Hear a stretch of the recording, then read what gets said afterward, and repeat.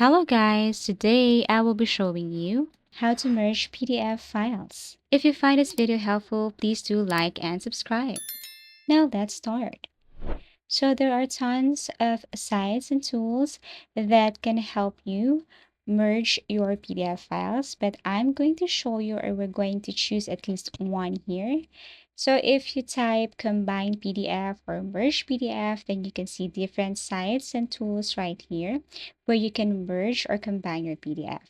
So this time I'm going to select this combine PDF, click this one. And then here, what you're going to do is you have to simply upload your PDF files. So you have to read the following here. And if you scroll down, what you're going to do is tap on. You have to upload your PDF files. Now I have 3 PDF files right here, and I want to combine all these files, all these PDF files to be exact, in one PDF file. So tap on combine. Now, once done, then you will see the result right away, or if not, then go to your downloads, double tap this one, and here are your PDF files. Now it's combined or merged into one PDF file.